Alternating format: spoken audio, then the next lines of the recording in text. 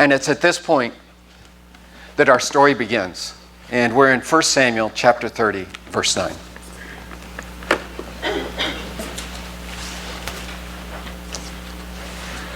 So David set out, and the 600 men with him.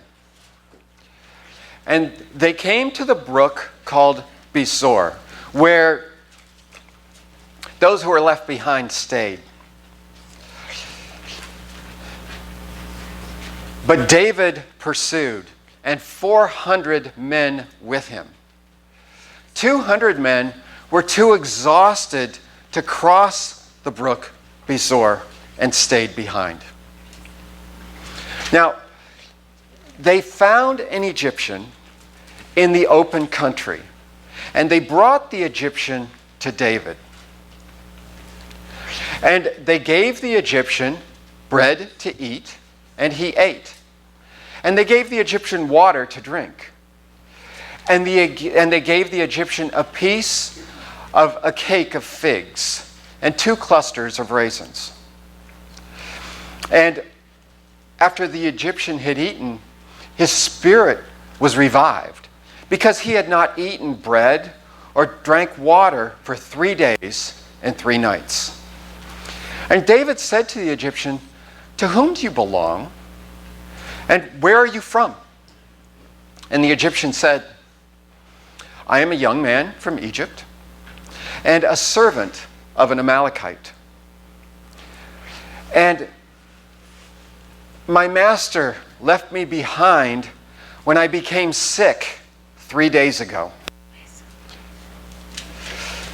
We had made a raid against the Negev of the Cherethites, and of that which belongs to Judah, and the Negev of Caleb, and we burned Ziklag with fire." And David said to the Egyptian, "Can you take me down to this band?" And the Egyptian said, "You must swear before God that you will not kill me, and that you will not hand me over to my master, and I will take you down to this band." When the Egyptian took David down, behold, all of the Amalekites were spread abroad over all the land. And they were eating and drinking and dancing because of the great spoil that they had taken from the land of the Philistines and from the land of Judah. And David struck them down from twilight until evening of the next day. And not a man among the Amalekites escaped, except for 400 young men who mounted camels and fled. And David recovered all that the Amalekites had taken, and he rescued his 2 wives. Nothing was missing. Neither small or great, sons or daughters, spoil or anything that had been taken. David brought back all. David also captured herds and flocks, and the people drove the livestock before David, saying, "This is David's spoil." When David came to the 200 men who had been too exhausted to follow him, who had been left behind at the brook Besor, the 200 came out to meet David and to meet all the people who were with David. And when David came near to them, David greeted them. But the wicked and worthless fellows among the men who had gone with David said, "Because the 200 did not go with us, we will not give them any of the spoil that we have recovered." But David said, You shall not do so, my brothers, with what the Lord has given to us. For the Lord has preserved us. The Lord has delivered into our hand the band that came against us. Who would listen to you in this matter? As is the share of he who goes down into battle, so shall the share be of he who stays with the baggage. They shall all share alike. And David made it a statute, a rule for Israel from that day forward to this day. When David came back to Ziklag, he sent part of the spoil to his friends, to the elders of Judah, saying, "Here is a present from the spoil of the enemies of the Lord." And that's the end of our story. And as we look at this story, what we can see, it starts off with David in distress. The city has been burned. The wives and the children have gone. The world has risen up, this fallen world, and it has bitten David. And it has bitten the 600 men who are with him. And they are at anguish. And they are bemoaning what has happened, and they want to stone David. And David has gone and sought strength from the Lord, and he has received direction from the Lord. And based upon this, David acts. David sets out. And he sets out with the men who were ready to stone him, with the 600 men who were part of his community. And these are not just 600 ordinary men. These are men that David has brought together and that he has trained. If we were to continue to read on with David and the exploits that he's going to have as the king of Israel, and we would continue through 2 Samuel, we'd see at the end of 2 Samuel that these 600 men who are with David, they have stories to tell of their own. We learn of their own exploits. These are known as the mighty men, David's mighty men. And these 600 men, these are a fierce fighting force. These are people that David has trained. These are people who today we would think of as special operations people. They're Rangers, they're SEALs, they're Delta Force, they're Green Berets. These are people who in their day could use all manner of weapons. They could use the bow and arrow equally as well with their right hand or with their left hand. They could fight with the spear. They could fight with the sword and with the shield. And what it is said of these men is that the least of these 600 is as good as 100 ordinary soldiers of the enemy. And the greatest of these 600 is worth 1,000 of the ordinary soldiers of the enemy. And so it is with these 600 men, these mighty men, these men who are David's men. They set out and they come to a river, a brook, Bezor. And the way that these things work is that during the dry season, it's just sand. But when it rains, the waters just pour through these and they become a torrent. And as they reach this river, they have to cross it. And 200 are too exhausted to cross. And looking at this, it doesn't tell us the kind of conversations that would have occurred between these 400 men and the 200 are too exhausted to go across. But as I look at it, in my day, from my perspective, I look at this and I can imagine what would have happened. If I'm part of the 400 and I look at the 200 and I say, what do you mean you're too exhausted? Our wives, our kids are out there. I would rather die trying to cross this river than sit here on the side and say, oh, I'm too tired to go across. If Pastor Rick were here, we can imagine what he might have said back in that time.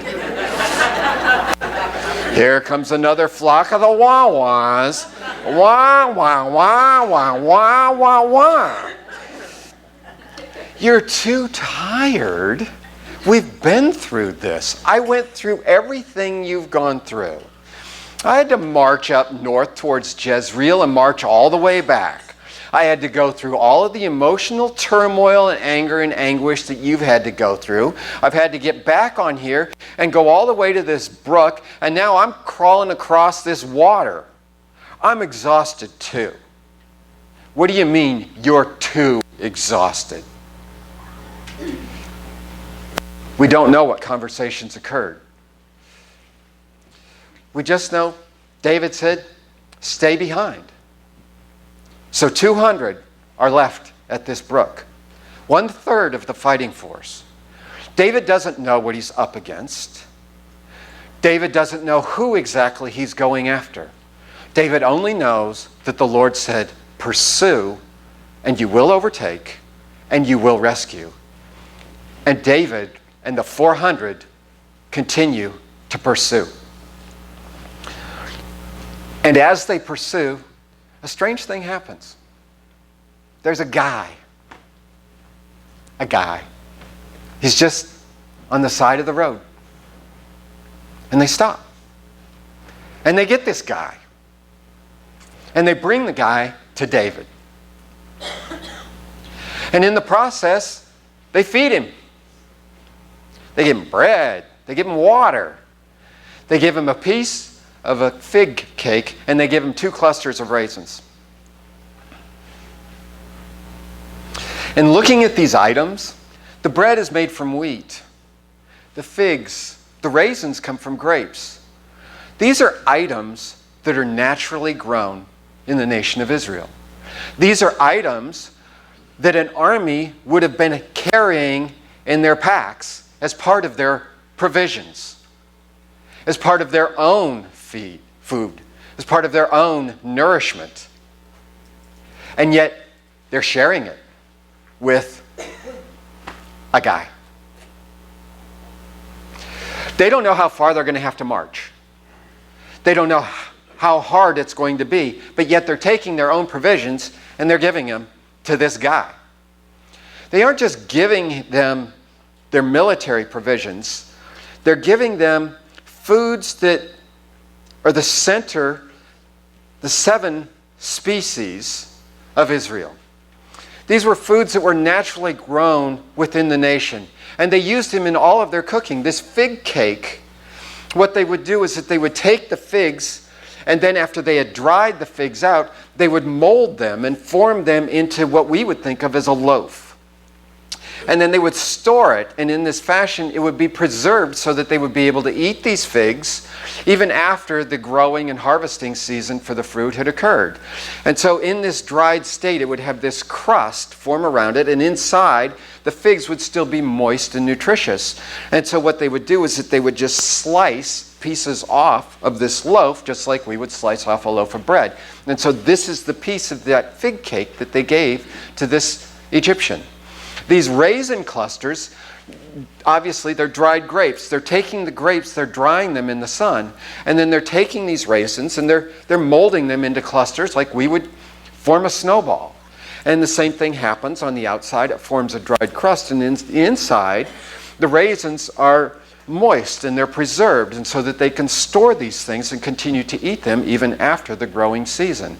This was just part of their native cuisine. The wheat that was naturally grown in Israel. There were 7 of these native species, 7 of these native fruits. Barley, olives, pomegranates, and dates were the other 4.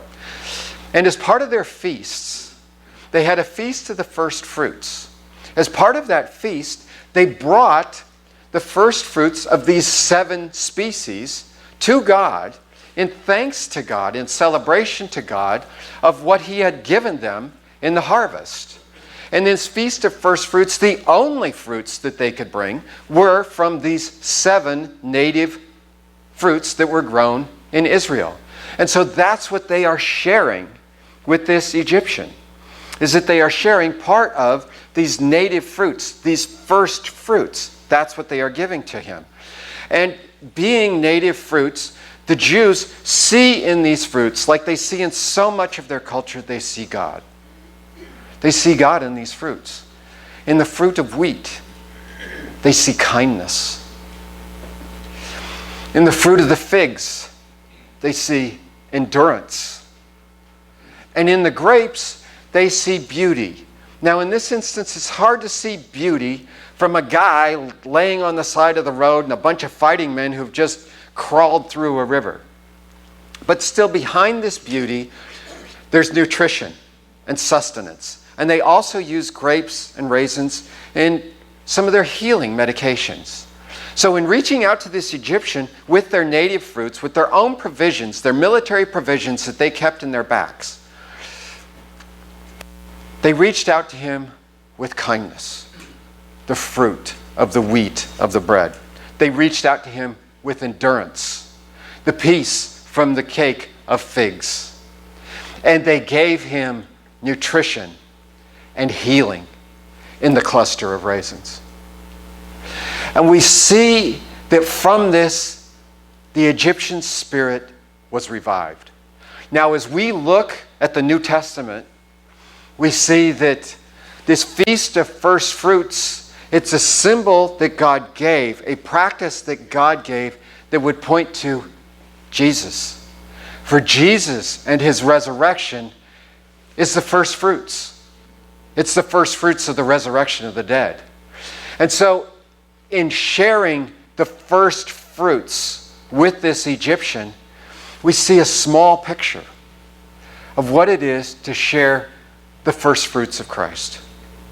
To reach out to those who are laying by the side of the road with kindness, to reach out to them and give them endurance and strength, to provide nutrition and healing. And just as individuals who experience the first fruits of Christ will have their spirit revived, so this Egyptian had his spirit revived. For he had not eaten any bread or drunk any water for 3 days and 3 nights. The very time between Christ's death on the cross and his resurrection as first fruits. David spoke to this Egyptian. To whom do you belong, and where are you from? David doesn't know what the plan is. He just knows that God said, pursue, and you will overtake, and you will rescue. And the Egyptian explains, I'm a servant of an Amalekite.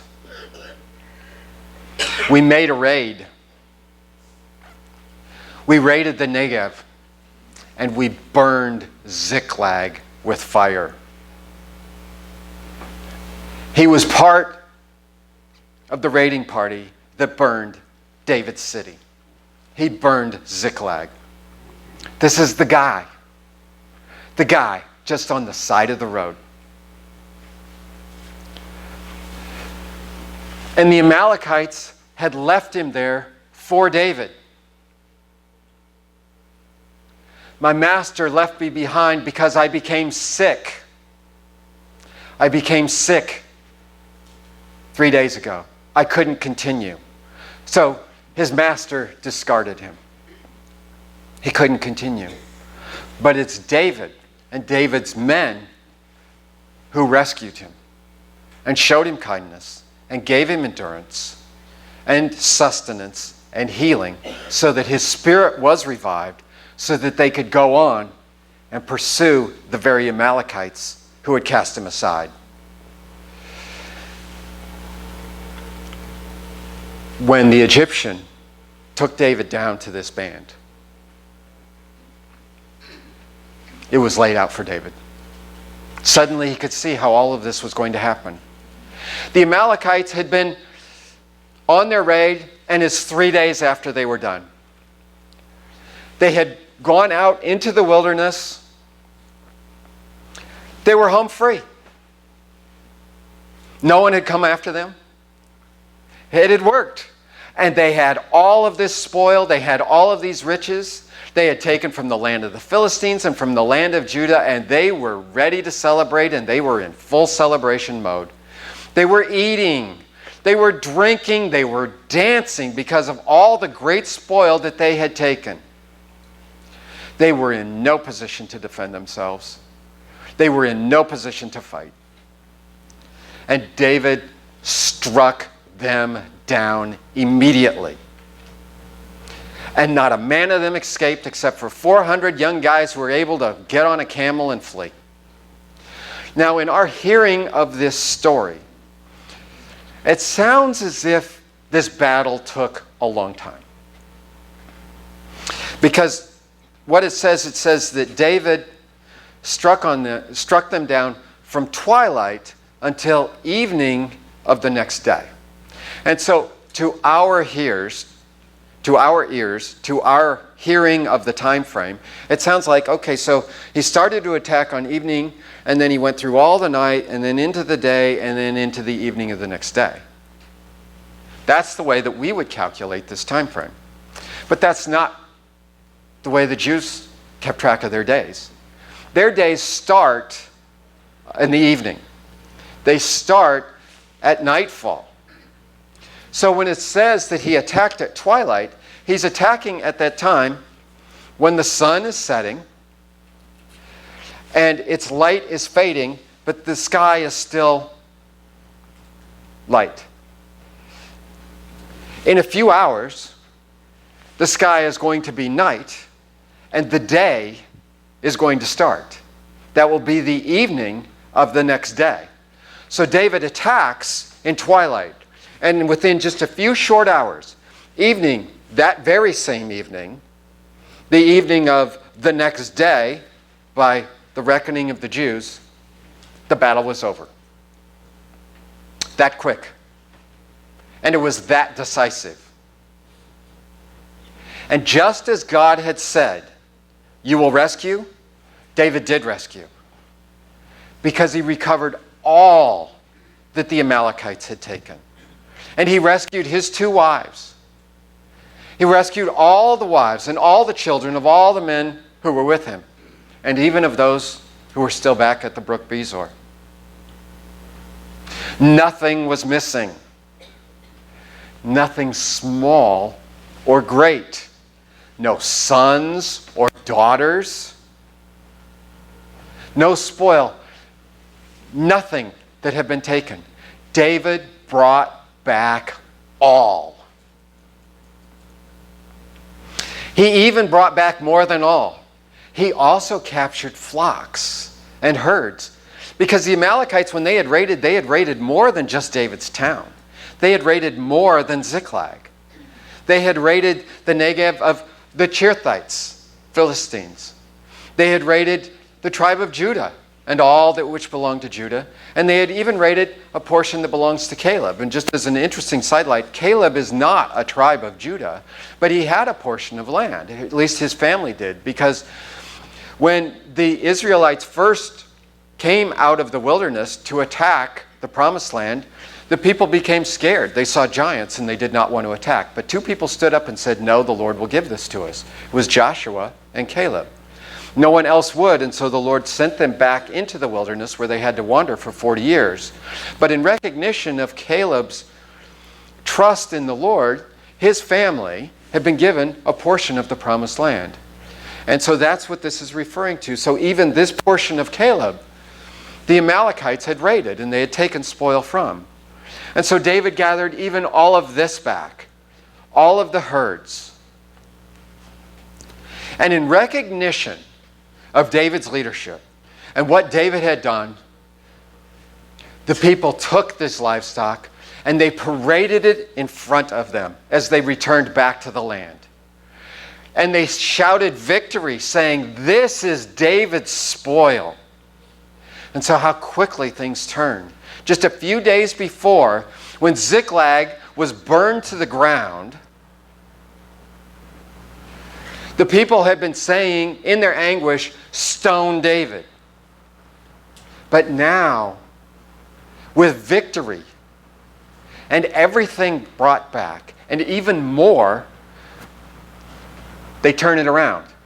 This is David's spoil. This is the victory.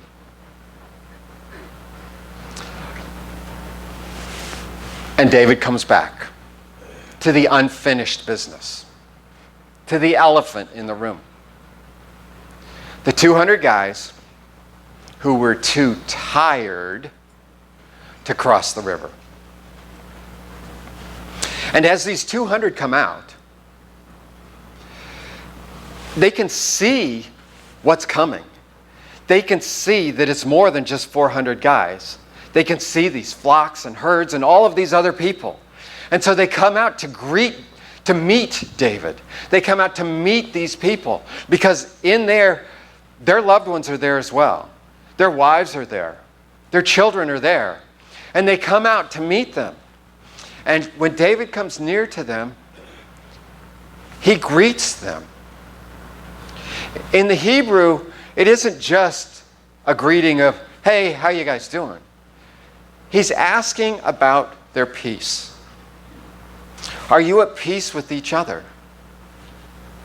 I'm at peace with you. Are you at peace with me? He's asking about the peace of the 400 with the 200. Are we okay? Are we cool? He wants them to stay together.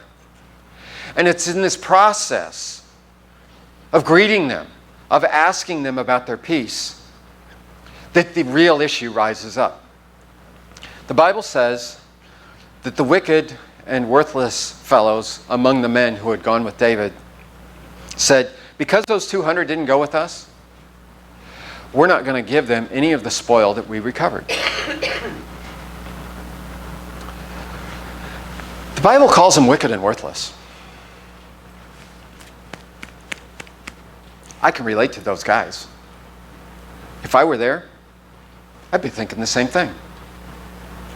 I've had experiences in my life that are similar to this. I can think back, this is a long time ago, back when I was running track in high school. Long time ago.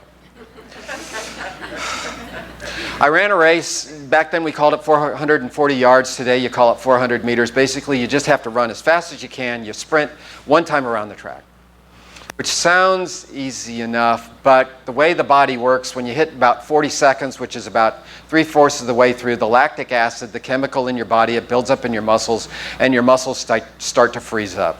So that last 100 yards, you're running, your muscles are screaming, and they want to stop, and you are trying to fight through that thing as best you can. It's not the easiest race to run, but the way that it worked is that with every track meet, at the end of our meets, we had a thing called the mile relay. And so what this was a relay where you had to have 4 guys, and each one had to run a 440 one time around the track. And I ran my share of 440s. I ran my share of mile relays, but there's only one that I remember. It was with another school. I have no idea who that other school was. I know that it was a close meet, and whoever was going to win this last event, this last mile relay, that school was going to win the track meet. And so there were 2 of us in my high school who ran the 440s, and so we were part of the mile relay team. And we needed 4 guys, so we always had to recruit 2 others. One guy, he was easy to recruit. His normal event was an 880, meaning he was used to running 2 times around the track. So to ask him to step down and to run only 1 time around the track, well, that was good news to him. So he was always glad to be part of the relay team. The other one, though, we had to get a sprinter. We needed speed, and so we had to recruit someone who was used to running only 100 yards or 220 yards. So rather than running just halfway around the track, now they had to run all the way around the track. And we always recruited a guy. He was our fastest 220 runner. His name was Scott, and he was a friend of mine. We were on the basketball team together. I knew him. You know, we would hang out in the summer. He became a regular member of our team. And so at this one time, it was time to get the 4 of us together so that we could warm up for an event, knowing that this was a very close meet and that the winner of this event was going to basically take the meet.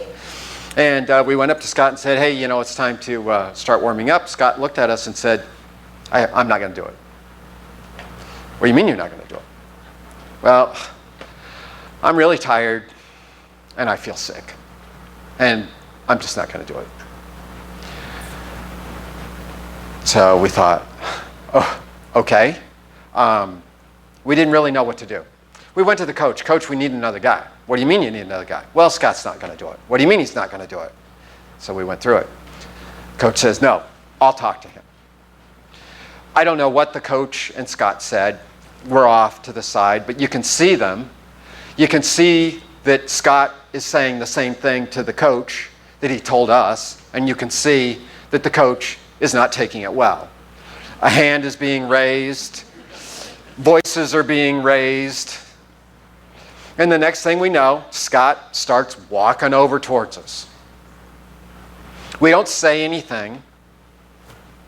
We just go through our warm-ups. We assume, okay, it worked out kind of the way we figured it would. You know, we're all tired, right? It's at the end. I mean, nobody likes to run the 440, but we all got to do it, and so you just suck it up and you're going to do it. And so we figure that's what Scott's there to do. So we start the race off, and I've run, the 880 guys run his, and now it's Scott's turn. And we're in the lead, and it comes up to hand the baton to Scott, and Scott gets it, and instead of just immediately sprinting the way you always do when you run this race, as soon as you get that baton in your hand, Scott, he just starts to jog. And the other team, the guy, boom, zips right by him. And Scott still keeps on jogging. And we're starting to yell at him, what are you doing? What's going on here? Are you kidding me? Are you quitting on us? Are you doing this? Are you for real? The coach comes up and he's barking at him as Scott is running in the lane. The coach is running beside him, yelling at him, get going, what are you doing? And Scott just sits there straight ahead. Doesn't look to the right or to the left. He doesn't say a word. He just, the whole way, all the way around. The fourth guy for the other school laps Scott before he finally gets to the finish line. When Scott's done, he just walks over, picks up his bag, and leaves. I was so mad at him. So mad at him. What are you doing? You did this to us. We could have won. You did this to me. We're friends. You just power through it. This is part of the deal. This is what sports is about. This is what competing is about. This is what being on a team means. I was so mad at him. He quit. He was a quitter. He didn't deserve anything. The wicked and the worthless men. I didn't feel wicked and worthless when I had those feelings about Scott. I still remember it to this day.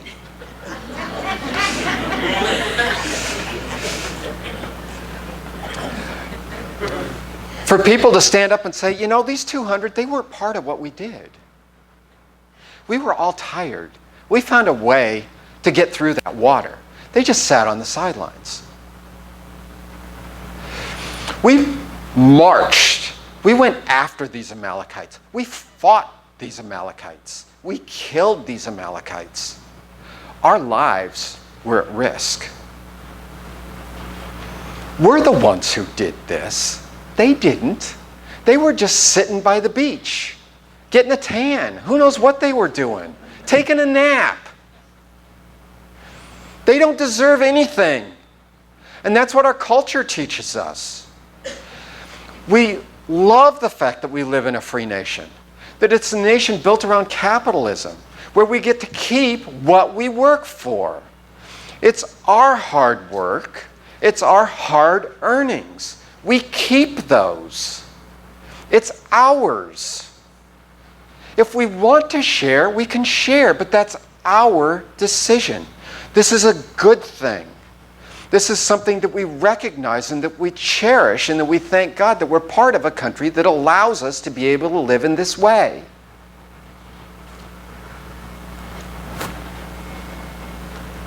Wicked and worthless. I just struggled with that. What's going on here? Wicked and worthless? But that's what the Bible calls them. And as you look at this, and as you look at David's response, you can see what's going on. Because David says to them, "You shall not do so my brothers. He doesn't call them wicked and worthless. He doesn't put them down. He doesn't say you're selfish. You're not looking out for the team. You need to learn how to share. He doesn't say any of this. My brothers. David comes to them in love. He comes to them in camaraderie. But he gives them the right perspective. You shall not do this, my brothers, with what the Lord has given to us. You didn't do this. I didn't do this. This isn't my spoil. This isn't your spoil. This isn't something that we recovered. This is what the Lord gave to us. For the Lord has preserved us, and the Lord has delivered into our hand the band that came against us. David is recognizing what the Lord said to him at the outset. The Lord said to him, pursue, you will overtake, and you will rescue. And that is what has happened. And through this whole time, David has kept that perspective in mind. Others have not. Others became too tired and could not pursue any longer. Even though David lost 1/3 of his military force, 200 men at the side of the river, he still pursued. He went with those who could continue to go. David did not know how the Lord was going to hand this over to him, but he took advantage of whatever it was the Lord put in his way. A guy thrown to the side of the road. They give him the first fruits. They share with him with kindness, with endurance, with healing. And the Amalekites are handed into David's hand because of that. David saw God's providence in all of this. He saw the Lord working.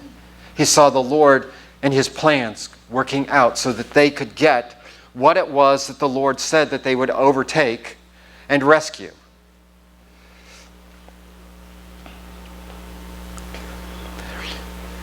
And David says to them, because this is God's and not yours, because this is something that God has given to us through his efforts and not yours, we're going to share with everyone. The share of he who goes into battle will be the same as the share of he who stays with the baggage. We will all share alike. And he made it a law.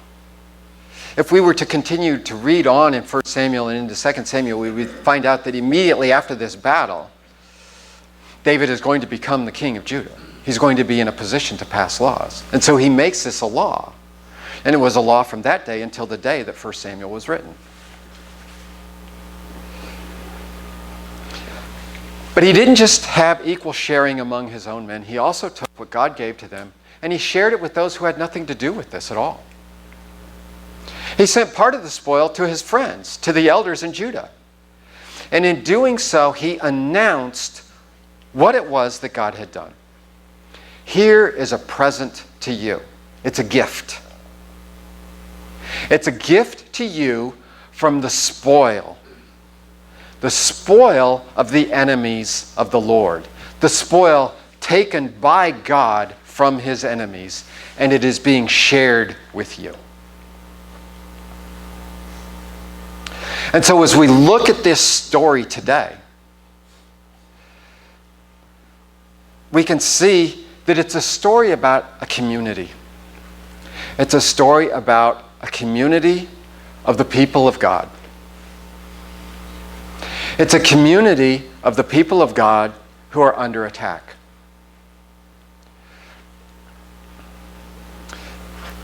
They are under attack from a fallen world, a world that is separated from God. And in looking at this community, it's not a perspective that we're normally used to looking at from the New Testament when we look at the community of the people of God. Normally, from the New Testament perspective, when we look at the community, we look at it in terms of spiritual gifts. And we look at it in terms of talents. And we look at it in terms of roles. And what is it that I can contribute? And how can I serve? But this is a community where those who have gifts, those who are talented, those who are trained, have been attacked. They're not available. The wives who provide support, the children who are part of the community, would be part of helping with the raising of the animals, they're gone. They've been taken away. 200 of David's mighty men who are trained to fight, who are better than at least 100 of the other soldiers of the enemy, they're too exhausted to continue. The world has worn them down to the point where they can't use their talents. They can't use their gifts. And they just have to sit on the sideline.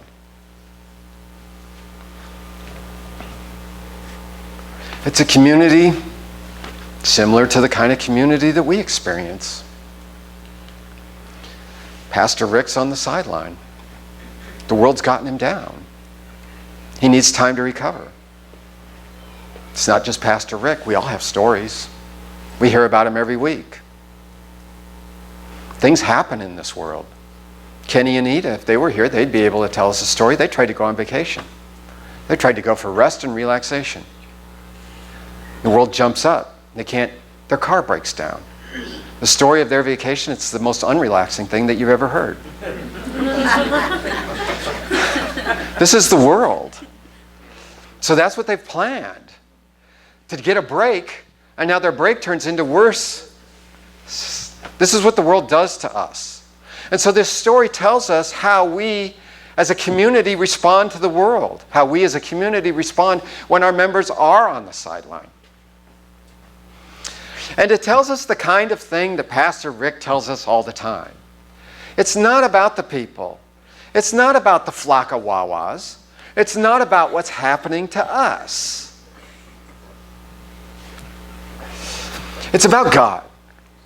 And it's about maintaining focus on God.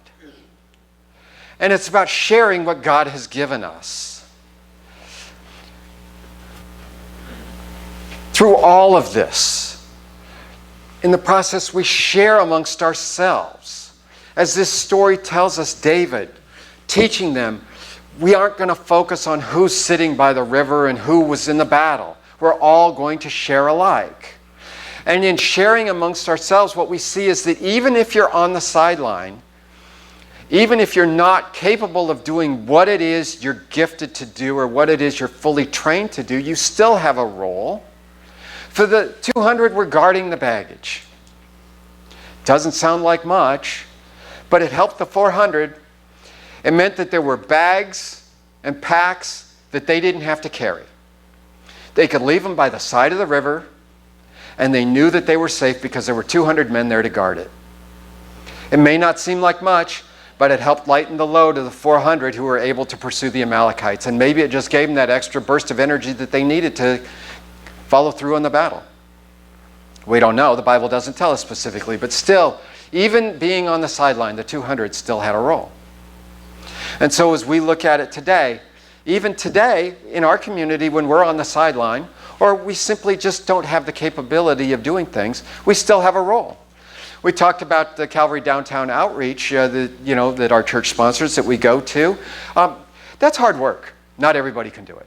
It's a great experience, and if you can do it, it's wonderful to do, but not everybody can do it. You've got to work. You got to stand on your feet. You go down there and you work. Not everybody can do that. Not everybody can stand on their feet for 5-6 hours a day. So does that mean that you're not part of that?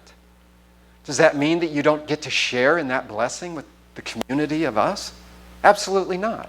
You're still very much a part of it. And you can pray for us when we go down there. You can pray for people when they go down there. And you can pray for the outreach. It's a wonderful outreach to the homeless in Las Vegas. Just because you're on the sideline, it doesn't mean you don't have a role. But it's not just reaching to us within ourselves. It's also reaching out to others. It's reaching out to the guy, the one who's been cast adrift on the sideline, who's just been left there to die because he got sick and he's slowing us down. And it's reaching out to him with the first fruits of Jesus, with the kindness, with the endurance and the strength that comes from Jesus, with the healing that comes from Jesus. So that their spirit, like the young Egyptian, so that their spirit can revive. And that they can become part of the community. And that they can contribute to the community. That they can bring what they know and what they have to the community. To strengthen the community. To allow the community to go on and to achieve victories.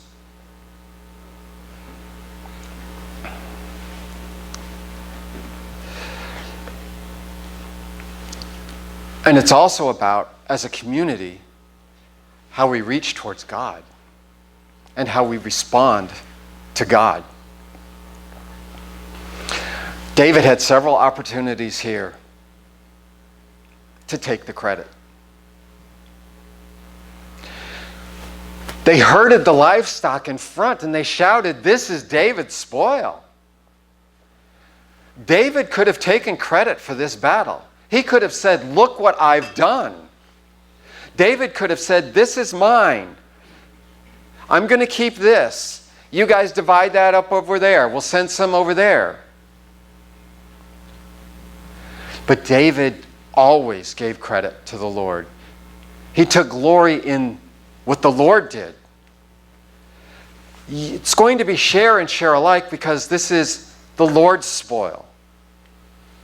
It's going to be a present to the friends, the elders of Judah, because this is the Lord's spoil from his enemies. And so as we look at this today, we see that we're ready for this. Because we have a great pastor who's been teaching us these things. This is not new to us. We have a pastor who has taught us that we are a mission church. People come and people go. Very talented people come into our community and they serve in our community and we love what they bring to our community, but then God may call them elsewhere. Travis and Liz went to Belize for 3 years. Sherry is looking at going to Africa soon. People come and they contribute to our community and we are so thankful to God for what they bring. At the same time, we can send them, knowing that God is still with us. God is the one who is leading us. God is the one who is in charge. And that's what Pastor Rick has told us. And as we look at this, let's worship God for who God is. Let's not, as a community, look at this in terms of what do we get out of it. Let's look at it in terms of what we bring to it as much as we are able to bring. Let's not, as a community, look to it and see, well, they're not doing and I'm doing. Let's just thank God that what is being done is being done. And that it's being done for the glory of God. At the pastors' conference, one of the things that they talked about was worship. And they talked about it in a perspective I'd never quite heard before. And they said that when we worship, we should not worship because we like the songs. We should not worship because we love the band. We should worship because it's giving glory to God. And we should take joy not in the fact that we have a great worship team, but we should take glory in the fact that God is being glorified. And that's where our focus should be, and that's where our glory should be. And at this pastor's conference, after speaking of this attitude towards worship, I thought of it, it's just in our attitude in all that we do, that should be our attitude. In everything, we should be looking at it in terms of take joy in the fact when we see God being glorified. And all these pastors stood up. I'm in a room with 800 to 900 men, 800 to 900 pastors, and it's at that point that they had them all sing the Revelation song.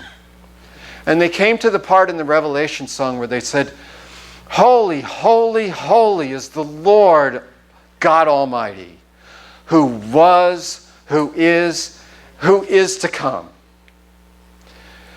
With all creation I sing. Praise to the King of Kings. You are my everything, and I adore you.